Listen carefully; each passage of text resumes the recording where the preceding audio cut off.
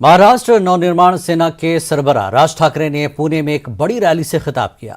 इस दौरान उन्होंने वजीर आजम नरेंद्र मोदी से अपील की कि औरंगाबाद का नाम बदलकर संभाजीनगर किया जाए। वहीं आबादी पर कंट्रोल के लिए कानून साजी की जाए। राज ठाकरे ने मुल्क में जल्द यकसा सिविल कोड के निफाज की भी अपील की। दूसरी तरफ इस रैली में राज ठाकरे ने बताया कि उनका अयोध्या दौरा क्यों मनसूख किया गया। इस दौरान उन्होंने कहा कि अगर मैं अयोध्या जाता तो मेरे खिलाफ कई मुकदमात दर्ज होते। मैं रामलला को देखना चाहता था, लेकिन खराबी सेहत की वजह से ऐसा न हो सका। उन्होंने कहा कि अयोध्या का दौरा कुछ वक्त के लिए मुलतवी कर दिया गया है। इस फैसले से कुछ लोगों को दुख हुआ और कुछ लोग खुश हुए। आज मैं महाराष्ट्र के सामने अपना रुख पेश करूंगा।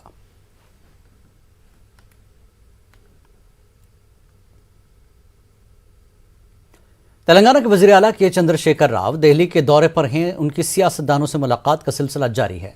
आज भी दिल्ली के वजीर आला अरविंद केजरीवाल से मुलाकात हुई। वाज़ेह हो कि समाजवादी पार्टी के सरबराह अखिलेश यादव से केसीआर की मुलाकात हुई।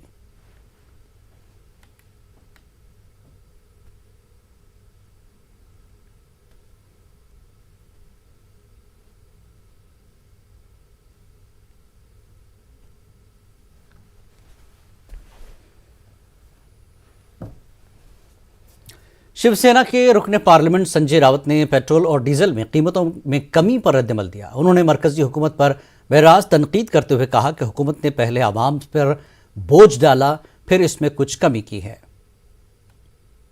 सेंट्रल गवर्नमेंट ने जो टैक्सेस कम किए हैं, उससे पहले टैक्सेस कितने बढ़ाए थे? 15 रुपये बढ़ाया, 9 रुपया कम किया। तो सेंट्रल के ट्रेजरी में जितना पैसा जमा किया है उसमें से थोड़े बहुत तो अभी दे रहे हैं। छोड़ दीजिए, राज्य सरकार की जिम्मेदारी जो है राज्य सरकार कर लेगी। मरकजी वजीर मुख्तार अब्बास नकवी ने पेट्रोल और डीजल की कीमतों में कमी के फैसले पर मोदी हुकूमत की सताइश की है। उन्होंने कहा कि मुल्क के अवाम पर माली बोझ कम करने के लिए मोदी हुकूमत की जानिब से यह फैसला लिया गया। नकवी ने रियासती हुकूमत की जानिब से भी टैक्स में कमी करने की बात कही।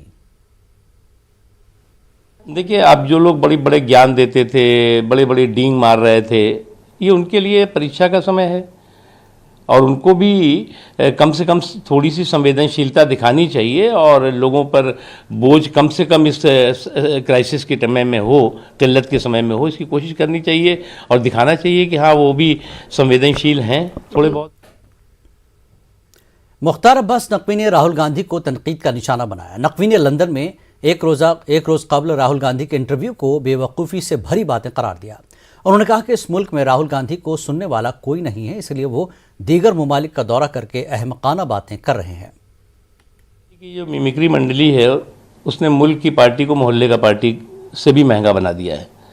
आज जो है इस मिमिक्री मंडली का नतीजा है कि मुल्क की पार्टी मोहल्ले की भी महंगी बन गई है। और मुझे तो लगता है कि इस ग्रैंड ओल्ड पार्टी में कहीं ना कहीं मैन्युफैक्चरिंग डिफेक्ट रहा है, क्योंकि ये मैन्युफैक्चरिंग डिफेक्ट बहुत दिन बाद पता लगा और ये जब उसके उत्तराधिकारी लोग इस ग्रैंड ओल्ड पार्टी की पोल खोल में लगे हुए हैं तो आज देश को पता लग रहा है कम से कम ये तो कोई संवेदनशील व्यक्ति, समझदार व्यक्ति, मानसिक रूप से स्वस्थ व्यक्ति इस तरह की बेवकूफ़ी भरी बातें, देश को फेक एंड फैब्रिकेटेड कहानी किससे गढ़ करके बदनाम करने वाली बातें तो कभी नहीं कर सकता। ये तो सामान्य से अगर किसी की देश के प्रति प्रतिबद्धता है तो वो कभी ये सब नहीं करेगा। ये जो बेवकूफ़ियाँ करते हैं, अब देश में सुनने वाला कोई है नहीं तो विदेश में जाकर के अंड बंड फेक फैब्रिकेटेड किससे कहानियाँ गढ़ रहे हैं। राजस्थान के वज़ीर आला अशोक गहलोत ने ईंधन की कीमतों में कमी के मामले में मरकज़ को आड़े हाथों लिया। उन्होंने कहा कि कांग्रेस की तरफ से महंगाई के खिलाफ एहतजाज और संकल्प शिविर मुहिम की वजह से मरकज़ ने पेट्रोल और डीजल की कीमतों में कमी का फैसला लिया है। पिछले 2 महीनों के दौरान 10 रुपये फ़ी लीटर का इजाफा हुआ और आज ये कटौती महज रस्मी दिखाई देती है। उन्होंने मजीद कहा कि अगर मरकजी हुकूमत वाकई आम आदमी को राहत देना चाहती है तो एक्साइज ड्यूटी में यूपीए हुकूमत की सतह तक कमी करे, जिसकी वजह से पेट्रोल और डीजल की कीमतें 70 रुपये तक हो जाएंगी और आम आदमी को महंगाई से राहत मिलेगी।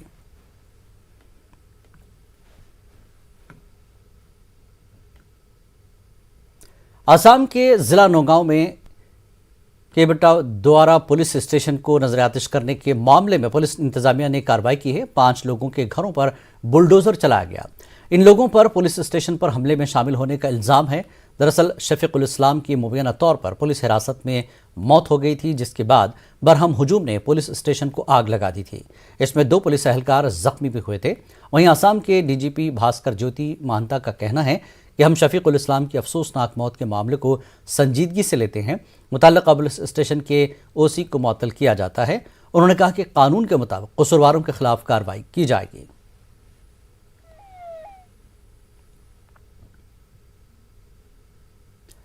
एएमयू में होने वाला अदबी फेस्टिवल मुलतवी कर दिया गया। कैनेडी हॉल के बाहर रात में गोलियां चली थीं, जिसके बाद यह फैसला लिया गया। इस दौरान कई तरह के बयान सामने आ रहे हैं। इंतजामिया ने अमन व अमान की सूरत हाल का हवाला दिया और जारी प्रेस रिलीज में कहा कि नागुज़ीर हालात की वजह से फेस्टिवल को मुलतवी करना पड़ा। दूसरी तरफ कहा जा रहा है कि मुबैना तौर पर तलबा की ग्रुप बंदी की वजह से ये अदबी फेस्टिवल मुलतवी करना पड़ा है। 3 रोज़ा फेस्टिवल में मुल्क भर से कई मशहूर शख्सियात शामिल होने वाली थी। फेस्टिवल मुलतवी करने पर मीडिया के सवालों से ओहदेदारान बचते नजर आए।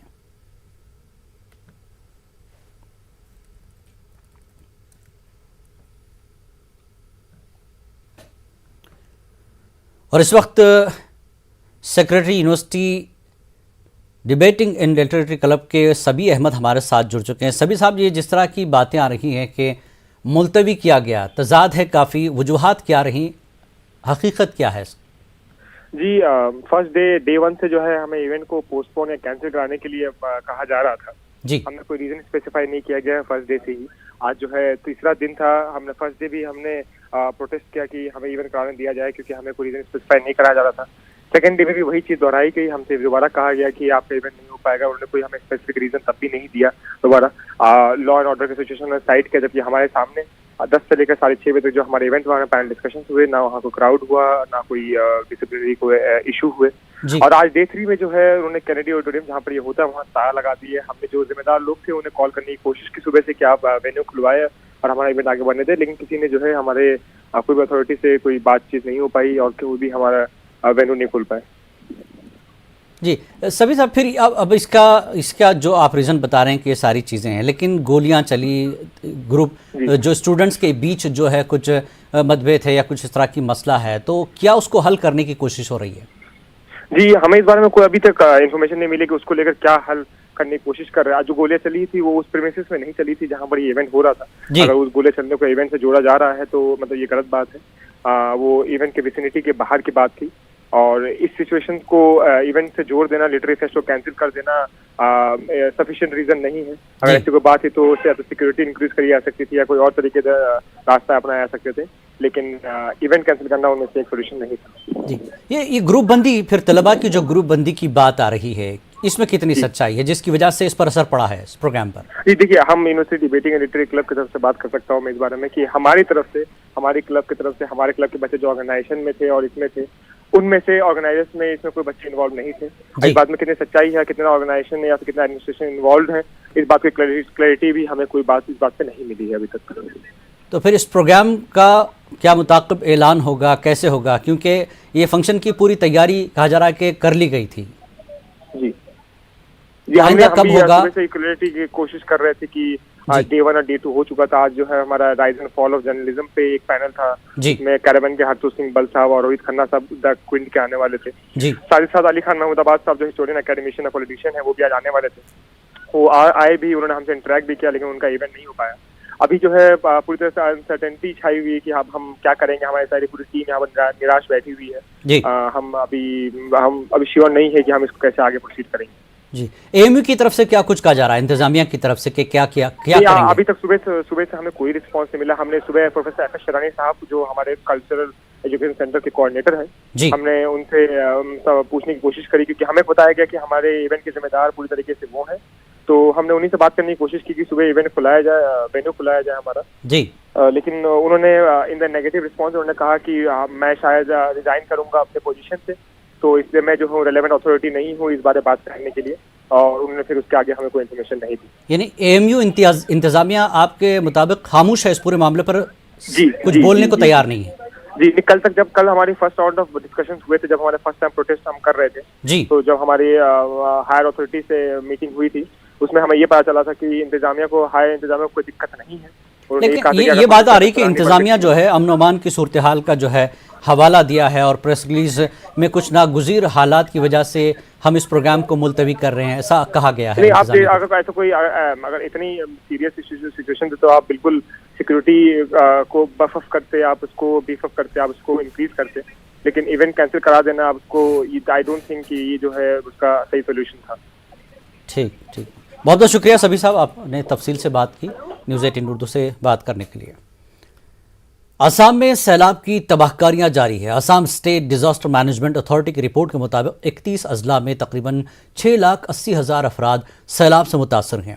नागवन, होजाई, द्रंग और करीमगंज अजला में सैलाब की सूरत हाल काफ़ी संगीन है। रियासत में सैलाब और लैंडस्लाइडिंग में मरने वालों की तादाद 18 हो गई है। 74,000 से ज़्यादा मुतासरीन जिला इंतजामिया की तरफ से कायम किए गए 282 रिलीफ कैंपों में रहने को मजबूर हैं। क्या है कि डिस्ट्रिक्ट एडमिनिस्ट्रेशन का है एज पर डायरेक्शन, जो भी सामान आता है हमें पहले से ही अलर्ट कर देते हैं। हम यहाँ पॉइंट पे रहते हैं, स्पॉट पे, और जो भी सामान आता है अभी तो कंटिन्यूअस चल रहा है। हम 2-3 दिनों से कंटिन्यूअस रिलीफ आइटम पहुँचा रहे हैं। जिस गांव में उनका डायरेक्शन होता है हम फर्दर ट्रांसपोर्ट कर देते हैं उस गाँव के लिए। तो आपकी टीम में कितने मेंबर्स है जो ये इस काम में? हम टोटल 33 हैं, जिसमें से हम 11 मेंबर को जो है दोबोका में ड्रॉप किए हैं, जो वहाँ पर जो है रेस्क्यू एंड रिलीफ ऑपरेशन में लगे हुए हैं। बाकी मेंबर जो 22 हैं वो हमारे साथ हैं, और साथ ही हमारे साथ महिला रेस्क्यूअर भी हैं। इस बाढ़ के समय उन्होंने भी जो है काफ़ी धैर्य और साहस के साथ उन्होंने लोगों तक पहुँचा है और रेस्क्यू करने में जो है हेल्प किया है। तो देखा जाए कि आप लोगों ने जो रेस्क्यू ऑपरेशन किया था तो उसमें चिल्ड्रन भी थे और यस प्रेग्नेंट वोमेन भी थे, तो उन लोगों को हाँ यस प्रेग्नेंट वोमेन की आपने बात किया है। तो एक हम लोग हयांग, जो कि यहाँ पे हम जब जोगी जन इलाके में ऑपरेशन कर रहे थे, तो नेक्स्ट डे आज पर डिस्ट्रिक्ट अथॉरिटी हमें बताया गया कि आप लोग जो है ये अपना जो है इस इलाके में आ जाइए जागीबाड़ी में, और यहाँ से हम हयांग एक गांव है जहाँ पर किसी का रीच नहीं था, तो बोला वहाँ पर पहुँचाना है, वहाँ से काफ़ी कॉल आ रहे हैं। तो वहाँ पर हम लोग गए तो एक महिला बीमार थी, तो उनका रिक्वेस्ट था, हमने उनको तुरंत जो है बोट में बैठाया और फर्दर रेलवे लाइन के साथ ही एक मेडिकल कैंप था, वहाँ तक हमने उनको जो है छोड़ा। ये कब का घटना थी? ये आई मीन 18 जी।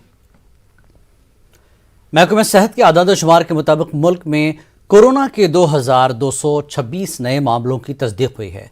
गुज़श्ता 24 घंटों के दौरान 65 मरीजों की कोरोना से मौत हो गई, जबकि इसी अरसे में 2,200 से ज़्यादा लोग कोरोना से शिफायाब भी हुए। इस वक्त मुल्क में 14,900 से ज़्यादा एक्टिव मामले पाए जाते हैं। कोरोना वबा से बचाव के लिए 192 करोड़ से ज़ायद टीके लगाए जा चुके हैं। वहीं मरकज़ और रियासती हुकूमतों की जानब से एहतियाती तदाबीर इख्तियार करने की लगातार अपील की जा रही है।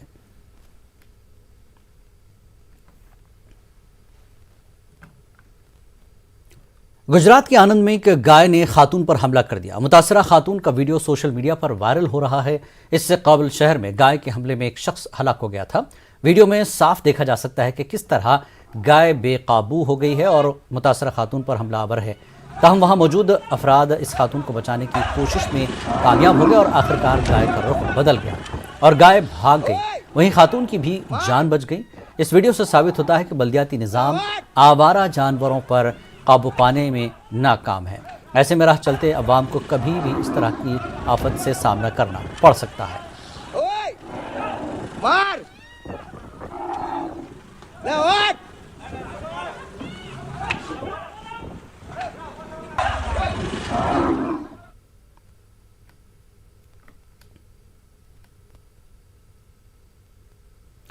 उत्तर प्रदेश के शहर मुरादाबाद में ट्रैफिक के उसूलों की पाबंदी और इस पर अमल कराने के लिए रोड सेफ्टी मुहिम चलाई जा रही है।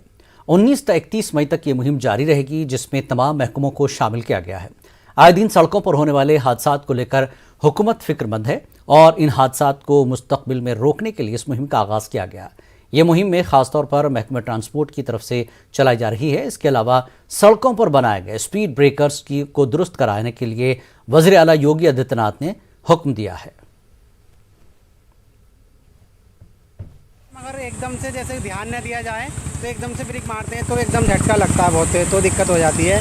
या किसी ने देखा वो दाएं बाएं भाग जा तो परेशानी होती है। इसमें अगर जैसे सफ़ेद पट्टी होती है ना जो सड़क में होती है, वो लगाया जाए तो एकदम दूर से दिखाई दे जाती है। जैसे कोई पेशेंट वगैरह और एकदम से गाड़ी खुदा दी, जैसे ना दिखाई दिया तो प्रॉब्लम हो जाती है। बहुत काफ़ी बड़े बड़े बने हुए हैं। कभी कभी तो ऐसा होता है कि पब्लिक ये जो साइड में आप जगह देख रहे हो यहाँ से निकलते हैं, अब साइड से निकलने से भी खतरा है, तो अगर कोई बराबर से निकल आए तो उसमें भी वो है खतरा है। सही बनने चाहिए ये, काफ़ी बड़े बड़े बने, फिर स्पीड ब्रेकर भी हो और अगर कोई उतरे तो उससे परेशानी ना पड़े, मतलब साइड से बचना नहीं पड़े।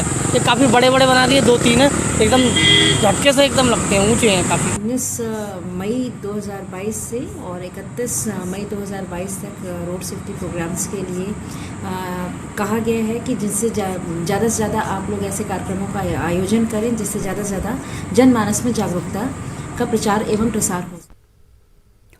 ऑल इंडिया मुस्लिम मजलिस मशावरत के बैनर तले दिल्ली में मुस्लिम तंजीमों का इजलास हुआ। मुल्क की मौजूदा सूरत हाल, फ़रक़ावाराना तनाज़ात और नफरत के साथ साथ मुस्लिम कम्युनिटी पर हमलों के दरमियान दिल्ली में मुस्लिम तंजीमों ने बड़ा फैसला लेते हुए 7 रियासतों में इंतखाबी मुहिम चलाने का ऐलान किया।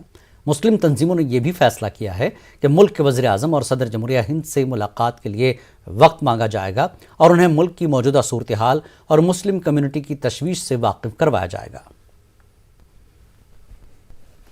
देखिए, जो कुछ यहाँ पर पिछले 2 दिनों में हुआ उसकी सबसे बड़ी खूबसूरती ये थी कि मुख्तलिफ राय, मुख्तलिफ मकातिब के लोग पूरे मुल्क से 18 रियासतों से लोग यहाँ पर बैठकर 2 दिन तक उन्होंने डेलिब्रेशन किया।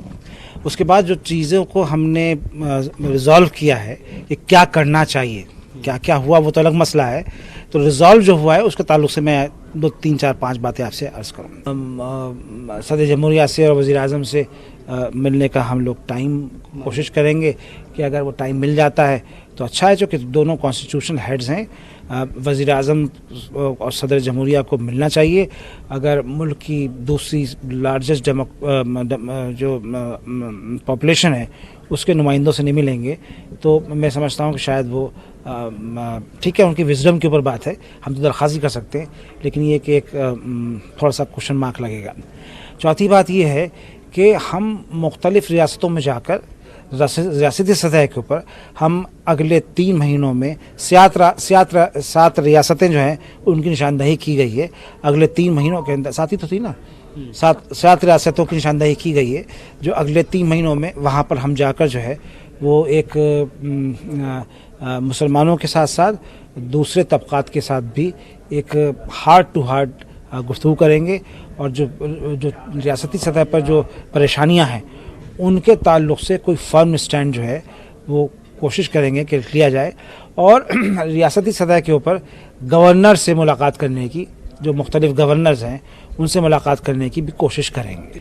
मुझे ये कहते हुए खुशी हो रही है कि ये इजलास सिर्फ गुफ्तगू की हद तक महदूद नहीं रहा, बल्कि इसमें बहुत कंक्रीट किस्म के डिसीजंस लिए गए हैं और आखिर में जो एलामिया जारी किया गया है 10 नुकाती एलामिया, वो बहुत क्लियर डायरेक्शन देता है मुशावरत के लिए। यानी गुफ्तगू जो है इस बात पर भी की गई कि मुल्क की जो मौजूदा फ़िरक़ावाराना सूरत हाल है और जिस तरह समाज को तोड़ने की कोशिशें हो रही हैं, 70 साल में जो कुछ हमने अचीव किया था उसको बर्बाद करने की जिस तरह कोशिशें हो रही है, उन तमाम कोशिशों के तदारुक के सिलसिले में हम क्या करेंगे ये बात तय की गई। दूसरी बात इसमें यह तय की गई कि हम सिर्फ मुसलमानों की हद तक बात को महदूद नहीं रखेंगे, बल्कि हमारी कोशिश होगी कि समाज के जो दूसरे तबक़ात हैं उनसे भी 1-to-1 गुफ्तगू हो, उनसे बात हो और ये कहा जाए कि भाई ये मुल्क इस वक्त हम एक क्राइसिस से गुजर रहे हैं, सिर्फ मुसलमान नहीं पूरा मुल्क एक क्राइसिस से गुजर रहा है। इस क्राइसिस को रिजॉल्व करने की जिम्मेदारी हम सब पर आयद होती है और हम इसको आगे बढ़ के करने की कोशिश करें। लखनऊ में एसोसिएशन ऑफ मुस्लिम प्रोफेशनल्स की जानिब से अमीरुद्दौला इस्लामिया डिग्री कॉलेज लालबाग के इश्तराक से रोजगार मेले का इनेकाद किया गया। मेले में मुल्क के कई कारपोरेट्स ने शिरकत की। इस रोजगार मेले का इफ्तिताह इस्लामिया कॉलेज के असिस्टेंट मैनेजर अथर नबी एडुकेट ने किया। इस मौके पर उन्होंने कहा कि इससे कबल भी कॉलेज में इस तरह के रोजगार मेले का इनेकाद किया गया था, लेकिन ये अपनी नौइयत का पहला जॉब फेयर है जिसमें मुल्क के नामवर कारपोरेट्स और उम्मीदवारों की बड़ी तादाद ने शिरकत की। मुस्लिम प्रोफेशनल्स ये मेगा जॉब ड्राइव आज मना रहा है पैन इंडिया। अबाउट 100 का प्लान था, लेकिन अल्हम्दुलिल्लाह 100 से ज़्यादा हो रहे हैं। इसमें से यूपी में कम से कम 16 job drives at one go. Urdu ज़बान और उर्दू किताबों के मुताले के फ़रोग़ और कुतुबीनी के कल्चर को बढ़ावा देने के लिए कौमी कौंसिल बराए फ़रोग़ उर्दू ज़बान के डायरेक्टर प्रोफेसर शेख अकील अहमद की रहनुमाई में कई स्कीमें चलाई जाती हैं, जिनमें से एक अहम स्कीम बुक्स ऑन व्हील्स भी है। इसके तहत उर्दू किताबों और रिसालों पर मुश्तमिल एक मोबाइल वैन पूरे साल मुल्क के मुख्तलिफ शहरों और ख़ित्तों का सफ़र करती है और लोगों को मुनासिब कीमत पर अहम इल्मी व अदबी किताबें फराहम करती है। ये स्कीम दरअसल मरकज़ी हुकूमत की तरफ से पूरे मुल्क में उर्दू ज़बान की खुशबू फैलाने की एक संजीदा कोशिश है। प्रोफेसर अकील अहमद ने तमाम उर्दू इदारों और शायकीन उर्दू ज़बान व अदब से अपील की है कि वो इस स्कीम से भरपूर फ़ायदा उठाएँ। कौमी कौंसिल बराए फ़रोग़ उर्दू ज़बान वज़ारत तालीम हुकूमत हिंद की जानिब से पूरे मुल्क में उर्दू के फ़रोग़ के लिए बहुत सारी स्कीमें और प्रोग्राम्स चलाए जाते हैं। इनमें सबसे ज़्यादा मशहूर व मकबूल programme scheme books on wheel है, जिसके तहत हमारी गश्ती वैन नायाब किताबों के साथ पूरे हिंदुस्तान में गश्त करती रहती है। फिलवक्त हमारी गश्ती वैन तेलंगाना और महाराष्ट्र के दौरे पर है। इन दोनों रियासतों में जिन शहरों में जाएगी उनमें हैदराबाद, कामारेड्डी, निज़ामाबाद, नांदेड़, उदगीर, लातूर, अंबाजोगी, परबनी, जालना, बुल्दाना, मलकापुर, नंदूरा, खामगांव, बातूर, अकोला और अकोट है।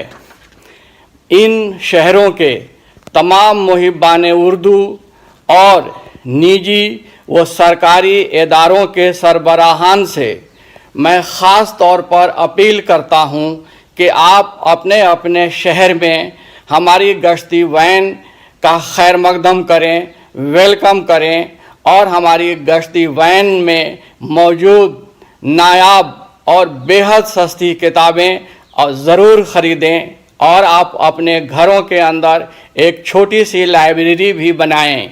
हमारी गश्ती वैन में हमारे 4 रिसाले फ़िक्र व तहक़ीक़, उर्दू दुनिया, ख़वातीन दुनिया और बच्चों की दुनिया भी मौजूद है। आप हमारे इन रिसालों को ज़रूर सब्सक्राइब करें और अपनी घरों की ख़वातीन और अपने बच्चों के अंदर रिसाले पढ़ने की आदत डालें। आप अगर ऐसा करते हैं तो उर्दू के फ़रोग़ में आपका बहुत अहम रोल होगा और आप यकीन जानिए आपकी थोड़ी सी मदद से हम पूरे हिंदुस्तान में उर्दू का फ़रोग़ बेहतर से बेहतर तरीके से कर पाएंगे। तो मुझे उम्मीद ही नहीं बल्कि यकीन है कि इस काम में आप हमारी मदद ज़रूर करेंगे। बहुत बहुत शुक्रिया। तेलंगाना में 23 मई से एसएससी बोर्ड इम्तिहानात का आगाज़ हो रहा है। रियासत भर में 5,09,275 तलबा शिरकत कर रहे हैं। इस बार 11 पर्चों के बजाय सिर्फ 6 पेपर का इम्तिहान होगा। इम्तिहान सुबह 9:30 से 12:45 पर चलेगा। 9:23 के बाद तलबा को इम्तिहानी सेंटर में दाखिले की इजाज़त नहीं होगी। इम्तिहानी मराकज़ के पास दफ़ा 144 नाफिज रहेगा। इसके अलावा CCTV कैमरे नस्ब किए गए और सख्त सिक्योरिटी के इंतजाम भी किए गए। इम्तिहानी मराकज़ पहुँचने में तलबा की सहूलत के लिए RTC की जानिब से खुसूसी बसों का इंतज़ाम किया गया है। बिला वक्फा बिजली की सरबराही और शदीद गर्मी के पेश नज़र तमाम सेंटर्स पर ORS के पैकेट्स रखे जाएंगे।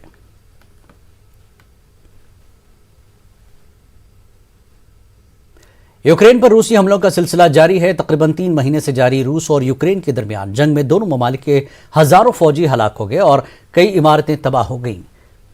यूक्रेनी सदर ज़ेलेंस्की ने अपने ताज़ा बयान में कहा कि रूसी हमलों में 1800 से ज़ायद तालीमी इदारे तबाह हो गए हैं, लेकिन बहुत जल्द उन्हें बहाल कर लिया जाएगा। ज़ेलेंस्की ने यूक्रेन के लिए यूरोपीय ममालिक और अमेरिका की खुसूसी इमदाद पर शुक्रिया अदा किया। ज़ेलेंस्की ने अमेरिका की जानिब से यूक्रेन के लिए 40 बिलियन अमेरिकी डॉलर की खुसूसी इमदाद देने पर अमेरिकी सदर बाइडेन का शुक्रिया अदा किया। ज़ेलेंस्की ने दोनबास पर रूस के कब्जे को लेकर तशवीश का इजहार किया।